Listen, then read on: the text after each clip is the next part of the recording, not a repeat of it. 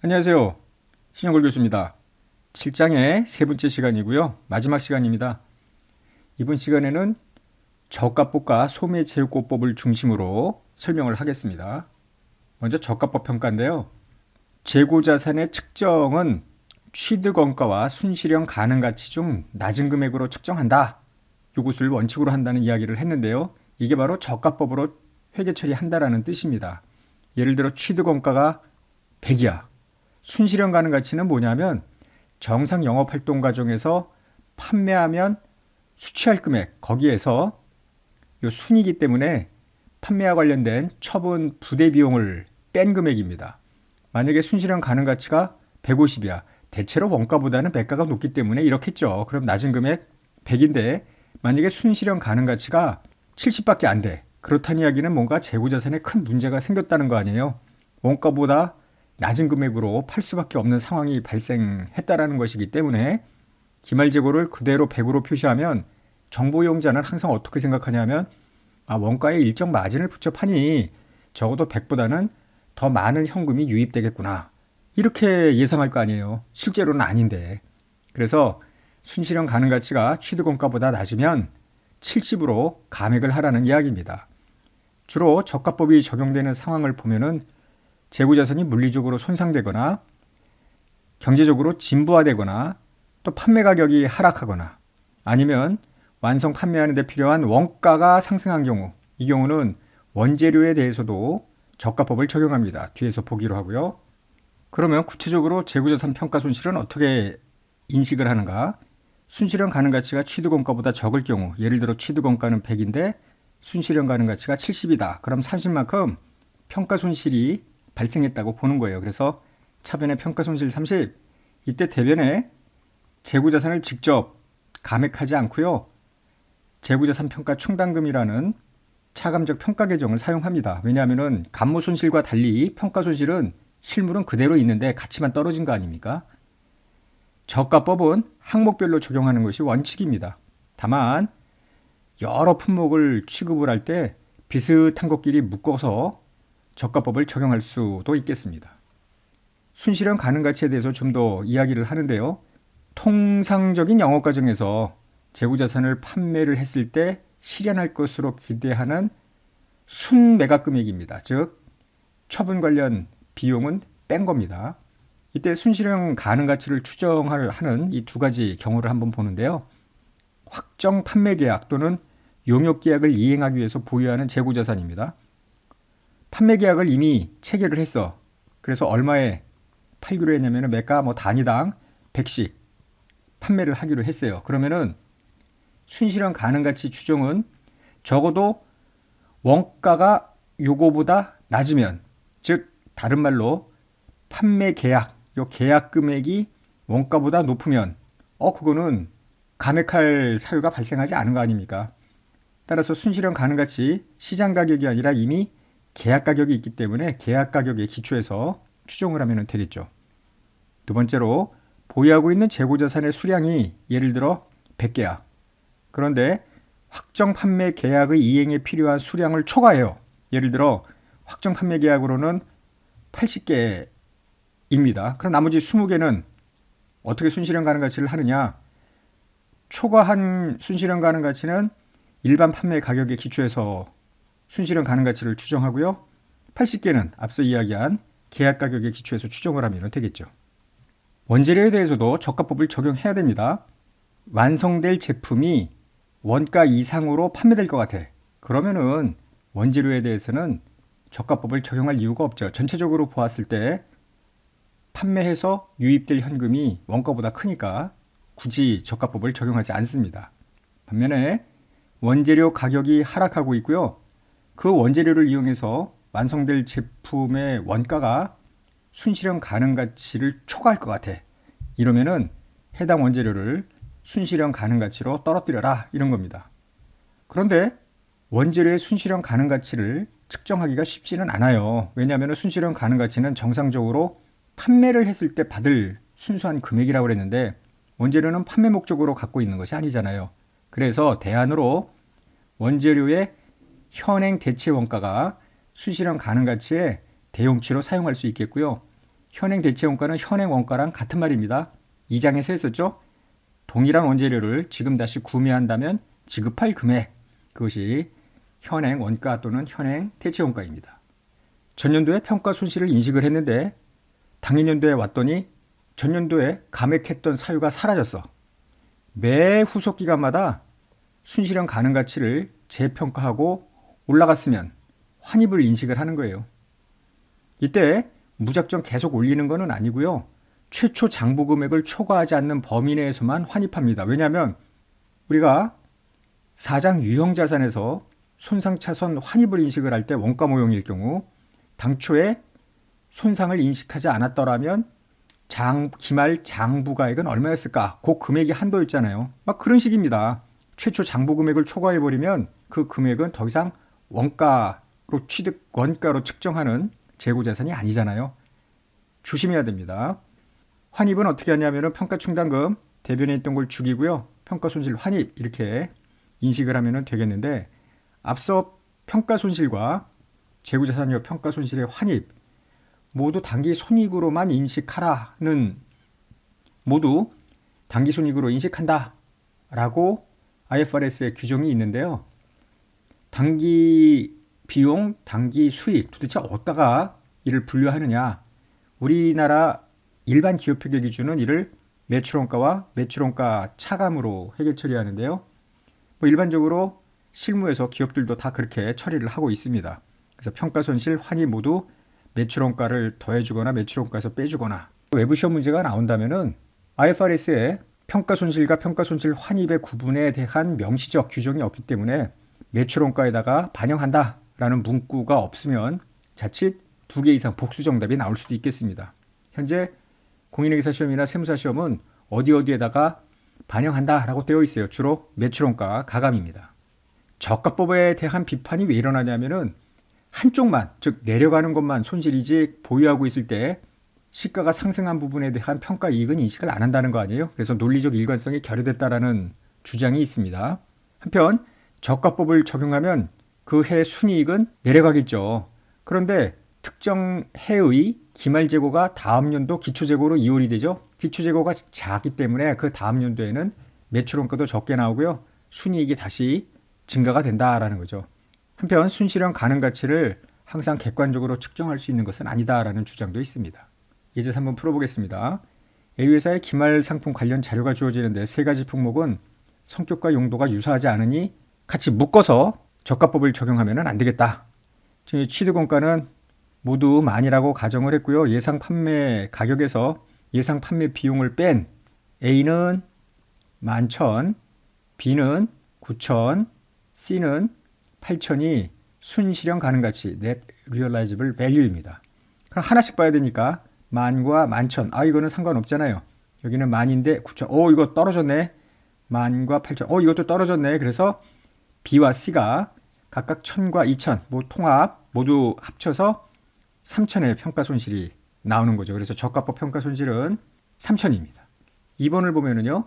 재고자산 평가 손실을 매출원가에 포함할 때 재무상태표상 기말장부 금액과 포괄손익계산서의 매출원가를 계산하라. 이 두 자료가 더 주어져 있죠. 기초재고하고 단기상품 합해서 52만입니다. 그러면 기말 상품은 눈에 보이는 건 3만이지만 원가 측정인데요. 원가보다 순실현 가능 가치가 낮으니까 3,000을 뺀 27,000이 기말재고가 되죠. 기초재고 2만, 단기매입 50만에 27,000을 빼버리면 49만 3,000이 매출원가가 되는데요. 자동적으로 3,000이 여기에 들어가 있죠.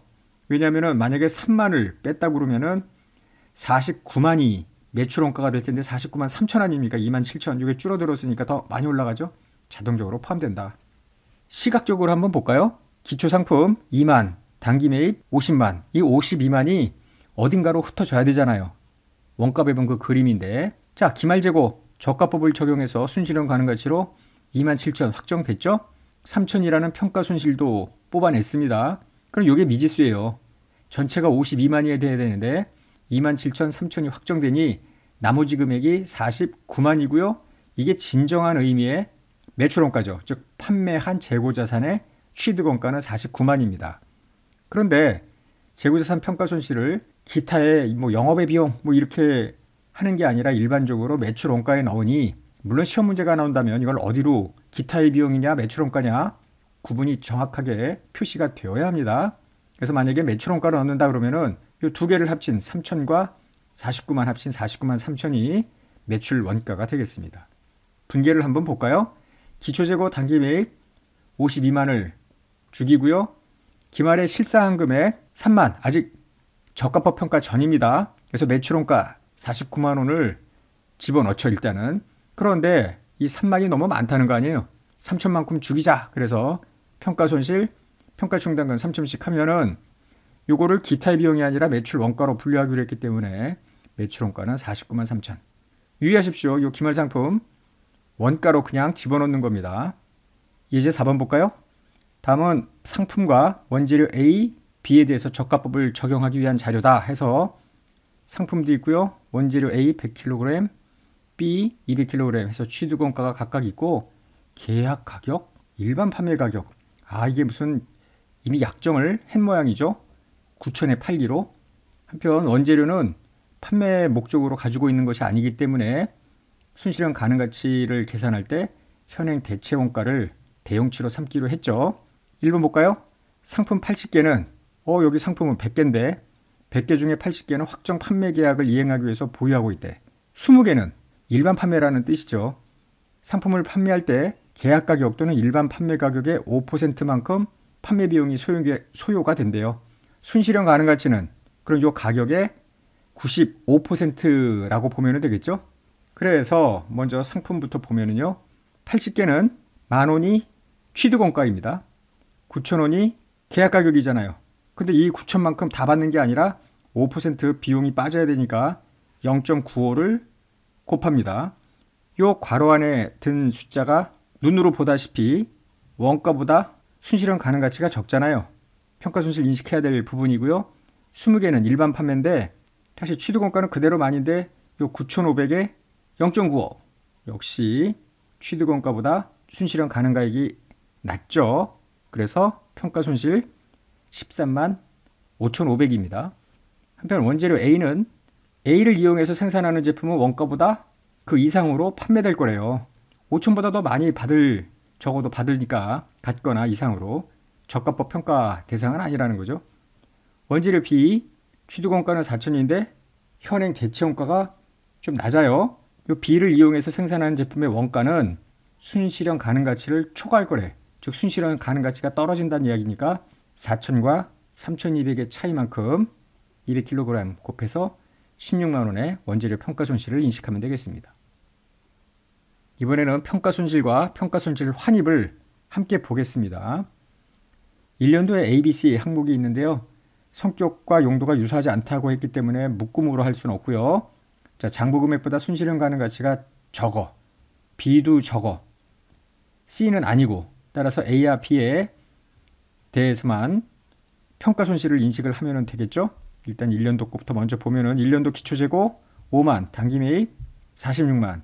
저가법을 적용해서 매출원가를 계산해보자라는 겁니다.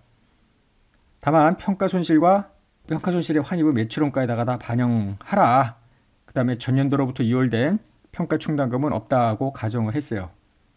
A는 2천만큼 평가손실, B는 4천만큼 평가손실, 그래서 6천이 평가손실임을 알 수가 있습니다. 그러면은 분계를 해보면 기초재고하고 단기 매입이 5만하고 46만이라고 했으니까 다 죽여버려.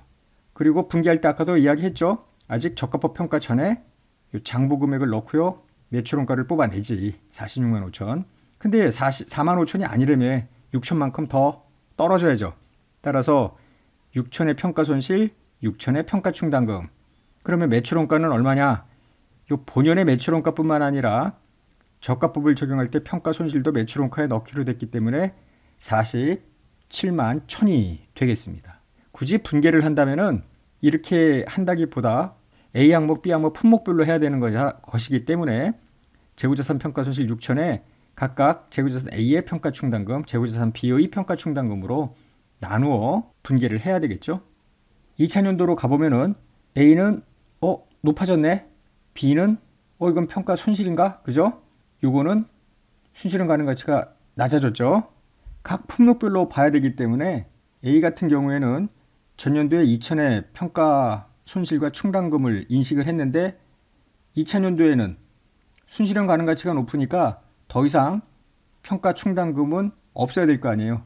반면에 X2년 말 평가 충당금 기말 잔액 베이스로 보면은 여기는 1000이 있어야죠. 그런데 작년에 B에 대해서는 4000의 평가 충당금을 잡아놨었잖아요. 한편 C에 대해서는 9천하고만 여기는 안 잡아놨었죠. 요번에는 1500만큼 평가 충당금이 있어야 되겠다. 그러니까 여기는 지금 좀 전에 보았듯이 A는 다 클리어 됐고요. 여긴 1000, 여긴 1500.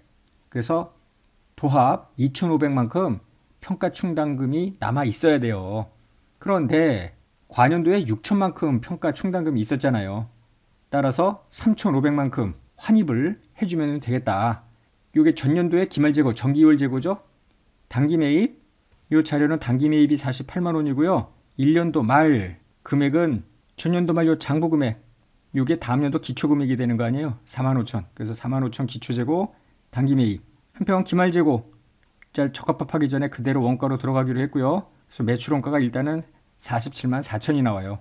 그런데 추가로 평가 손실을 인식하는 게 아니라 평가 충당금 6천을 2,500으로 죽여야 되니까 3,500만큼 평가 충당금이 빠지면서 환입을 인식을 하죠.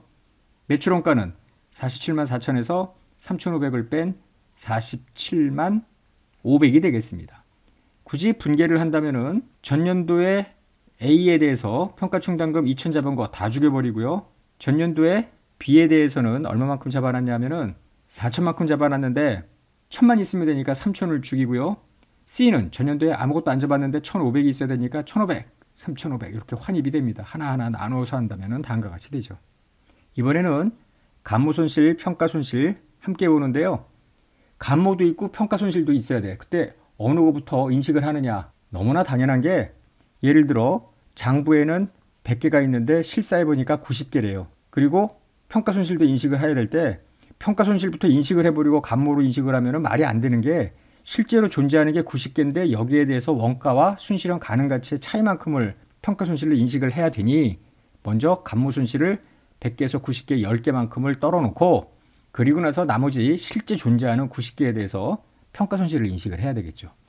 그림으로 그리면은 장부 수량, 취득 원가가 원래 있는데 실제 수량이 적다고 가정을 해봐요. 실제 수량, 취득 원가의 차이, 이 두 개의 차이가 감모손실이고요.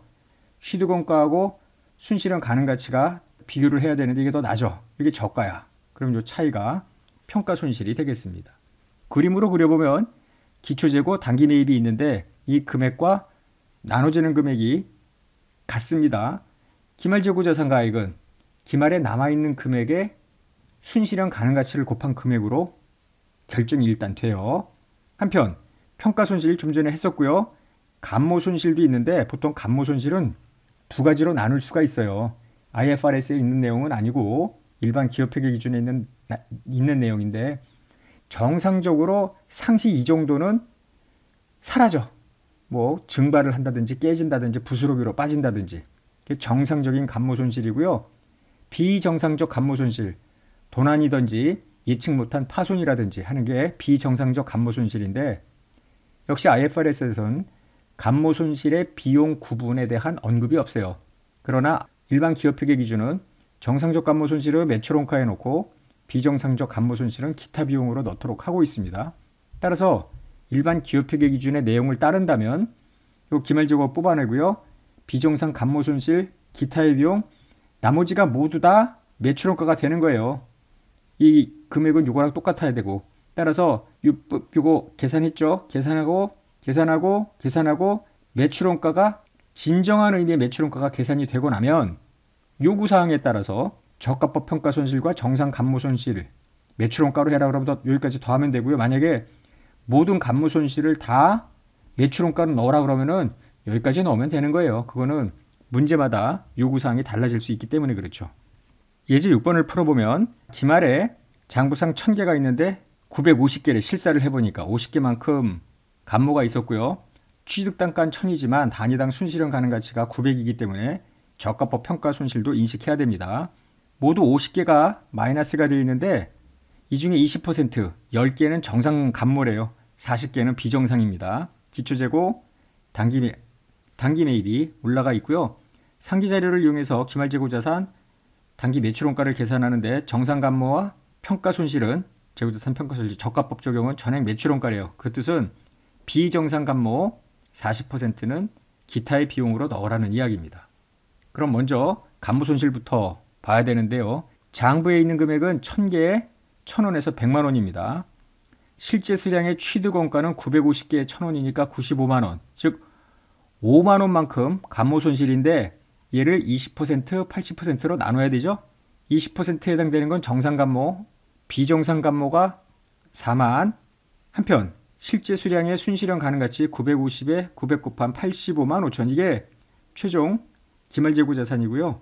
평가 손실은 요 95만 원과 85만 5천 원의 차이, 매출원가에 전부 반영을 하면 되겠죠. 따라서 단기 매출원가는 기초재고에 단기 매입을 더하고요. 장부상 기말재고가 100만 원이니까 거기에 매출원가에 가산할 금액 정상 감모 손실, 저가법 평가 손실을 뺀 금액을 마이너스는 결국 플러스가 되잖아요. 여기에 다 포함이 되는 겁니다. 좀 미심쩍다고요? 그림으로 보면은 금방 돼요. 실제 문제를 풀 때도 이렇게 그림을 그렸으면 좋겠어요. 기초재고, 단기 매입이 막 여기저기로 지금 뿌려집니다. 기말재고 85만 5천원 나온 숫자고요. 저가법 평가 손실, 정상 감모, 비정상 감모 다 뽑아냈잖아요. 그러면은 여기 차변 왼쪽이 580, 오른쪽도 580이어야 되니 역으로 계산하면은 진정한 의미의 팔린 재고자산의 원가는 480만 원이 나와요. 이 문제는 저가법 평가 손실과 정상 감모 손실을 모두 매출원가에 넣어라고 했기 때문에 480만 원에 9만 5천 만 원을 더한 409만 5천 원이 매출원가가 되는 건데요. 만약에 문제에서 모든 감모 손실은 다 매출원가로 해라, 그러면 여기까지 넣으면 되는 거예요. 그래서 먼저 머릿속으로 이 그림을 그리고 계산을 하면은 틀림이 없겠습니다. 7절에 소매제고법을 볼까요? 소매제고법은 다품종 대량 거래가 이루어지는 업종의 경우에, 즉 대형 할인 매장 같은 경우 소매제고법을 쓰겠는데요. 어떻게 하는 거냐면은 기말재고를 우리는 수량을 일단 실사를 했죠. 여기에 원가를 곱했습니다. 이 원가는 선입선출이나 평균이나 원가 흐름의 가정을 통해서 확정을 지었는데요. 소매제고법은 어떻게 하는 거냐면은 수시로 대량으로 입고가 됐다가 출고가 됐다가 엄청 회전율이 많았잖아요. 그래서 수량은 실사를 통해서 파악은 하겠지만 원가 추적이 너무 어렵다는 거야. 그래서 어떻게 하냐면은 기말의 수량에다가 매가를 곱합니다. 그럼 이게 기말재고자산 매가가 될 거 아닙니까? 여기에다가 원가율을 곱하는 거예요. 그래서 기말재고자산 매가를 원가로 환원하는 방식입니다. 매출가격 환원법이라고도 해요. 결국은 핵심은 원가율을 몇 퍼센트로 계산을 하느냐에 있는데, 여기에는 선의선출법, 가중평균법 두 가지 방법에 따라서 이 원가율 퍼센테이지가 달리 계산이 됩니다. 그래서 이 원가 흐름의 가정은 그대로 적용이 되고, 단지 매가로 먼저 계산을 한 후에 이거를 적절한 원가율을 곱해서 환원을 하겠다라는 거죠. 다시 한번 보면은 다음의 절차를 통해서 매가를 원가로 환원을 하는데요. 기말재고자산 매가를 계산합니다. 실무에서는 어느 날 매장을 딱 문 닫아 걸고 전체를 다 세보는 거죠. 개수를 세고 거기에다 프라이스 태그가 붙어 있으니까 그걸 적용해서 매가를 계산하면 되고요. 책에서 계산하는 거는 이렇습니다. 우리가 지금까지 이제 원가 베이스로 기초재고, 여기다가 단기 매입, 그 다음에 기말재고를 빼면은 매출원가, 뭐 이런 식이 나올 거 아니에요. 이럴 때 눈여겨볼 게, 기초재고하고 단기 매입은 기말재고하고 매출원가 더한 거랑 같을 것 아닙니까? 자, 이거를 매가 기준으로 해보자고요. 기초재고 매가, 여기에 단기 매입한 재고자산의 매가, 전부 매가 개념입니다. 한편 기말재고의 매가를 만약에 뺀다면 이게 매출액이죠. 이건 다 원가 개념이고 이건 다 매가 개념이니까. 그래서 자, 기초재고 매가 압니다. 전년도로부터 넘어왔으니까 단기 매입한 재고자산의 매가, 왜 모르겠어요. 회사가 매입한 다음에 그거를 매대에 올리면서 전부 가격표를 붙여놨을 것 아닙니까?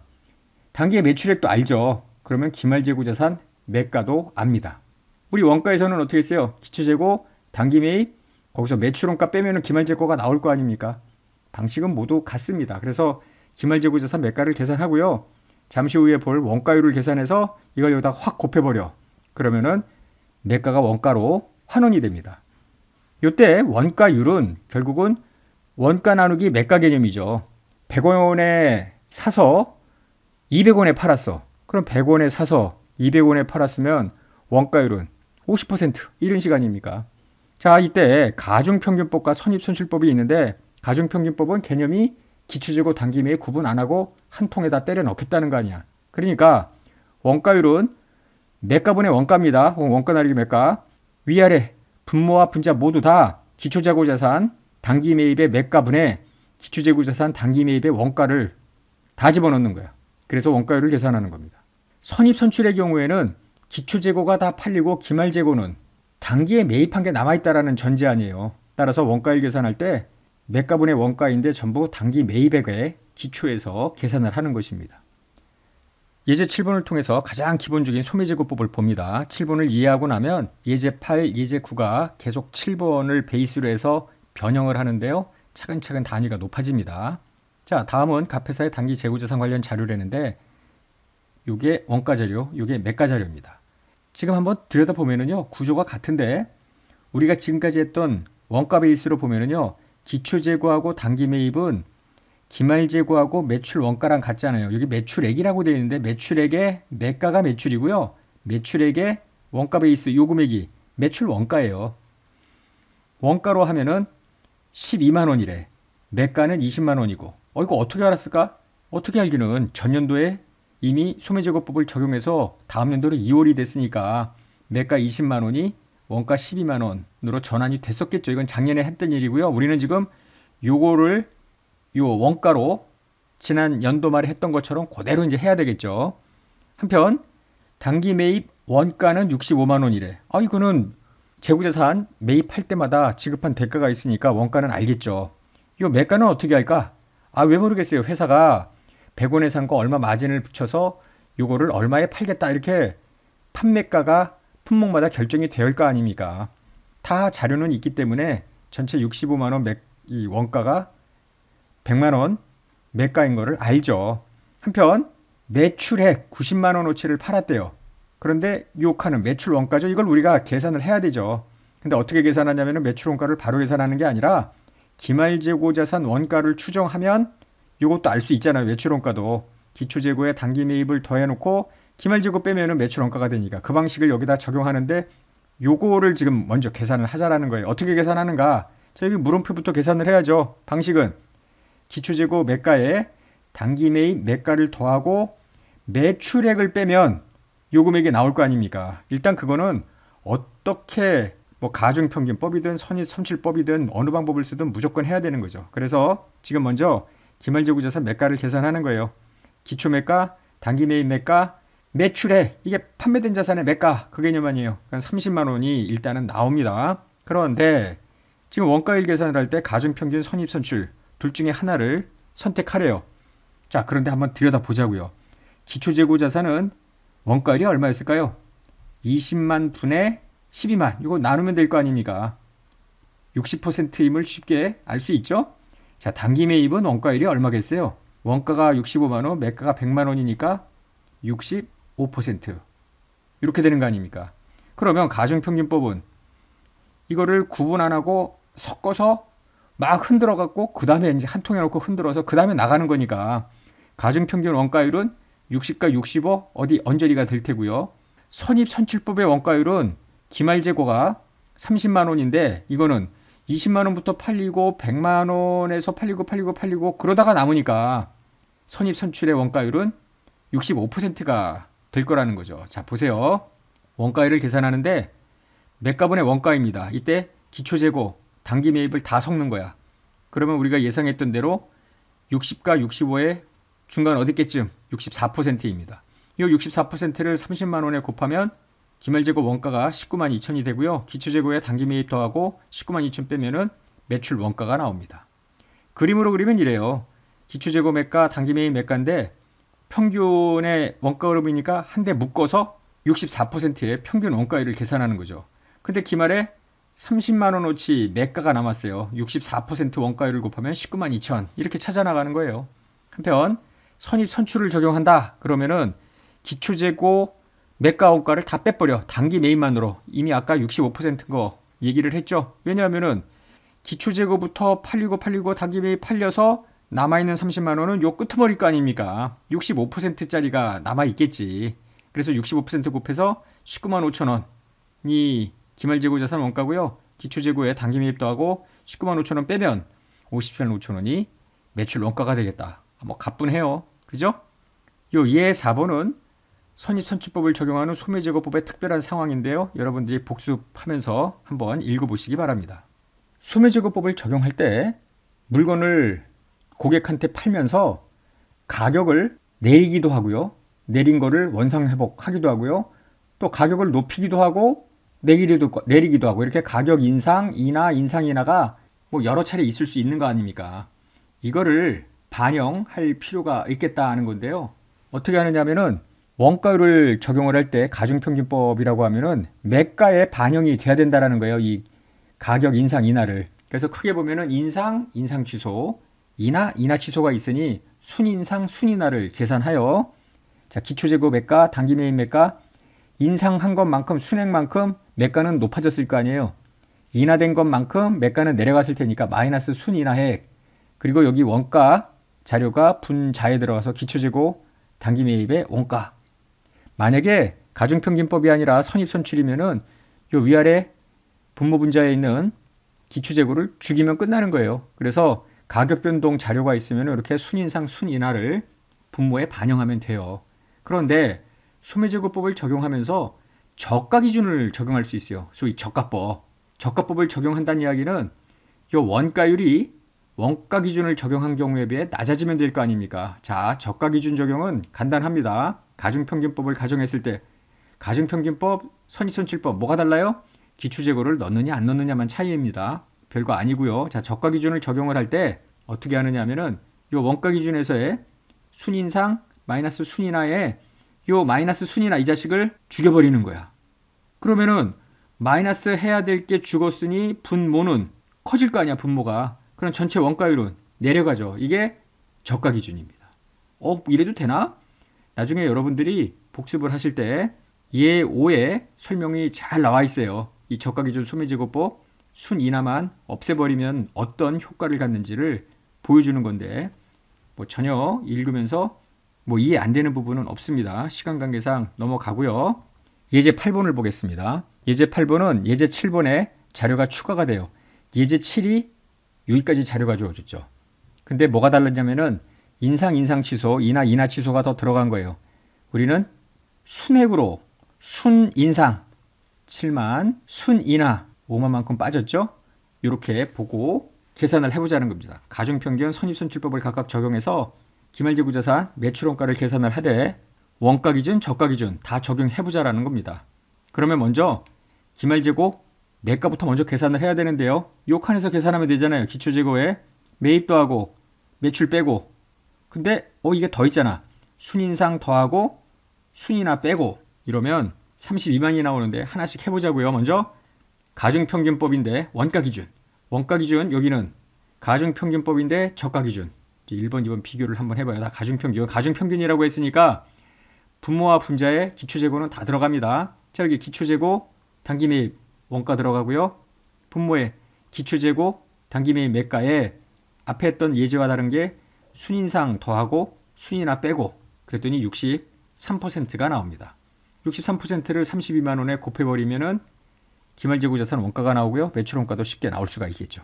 그러면 자, 저가 기준일 때는 어떻게 되는가? 뭐가 다르냐면 63보다는 좀 낮아져야 돼요. 결국 요 순인하액을 죽여버리면 돼. 어떤 효과가 있는지는 앞서 여러분들한테 맡겨놨던 요 예 5번을 읽어보면은 알 수 있다고 했습니다. 그래서 계산을 해보면 요게 사라졌기 때문에 분모가 커지고 2%포인트만큼 내려갔어요. 방식은 똑같습니다. 61%에서 19만 2,500, 57만 4,800 매출원가가 나옵니다. 한편 이번에는 선입선출이야. 뭐가 달라져요? 기초재고 원가와 매가가 사라졌어요. 여기도 각각 사라지고 단지 원가 기준 선입선출법은 순인상 더하고 순이나 빼고 다 들어가는데 여기는 순이나 빼고 이게 순이나가 사라졌어. 그래서 64, 61%로 낮아진 케이스입니다. 소매제거법을 적용할 때 특수 항목이 있는데요. 이걸 원가일 계산할 때 어떻게 조정해야 될지 고민을 해볼 필요가 있겠습니다. 만약에 매입 운반비가 별도로 있으면 이건 이미 배웠듯이 단기 매입 원가에 가산하면 되는 거니까 별 문제 없습니다. 매입이 환출이면 마이너스 매입이니까 단기 매입 원가하고 매가에서 모두 빼버리면 되겠습니다. 매입 자체를 아예 취소해버린다는 생각으로 하면 되겠고요. 매입 할인이나 매입 애누리 값깎이가 된 거죠. 단기 매입 원가에서 차감을 하면 되겠죠. 그러나 매입 할인이나 애누리가 있다고 해서 매가도 내려가는 것은 아니고요. 자료가 주어져야 돼요. 만약에 매입 할인, 매입 애누리만큼 상품 매가도 하향 조정이다. 그러면 이제 거기서도 빼면 되겠죠. 실제 시험에서 이렇게 복잡하게는 안 나와요. 매출 환입, 매출 애누리 이건 마이너스 매출 아닙니까?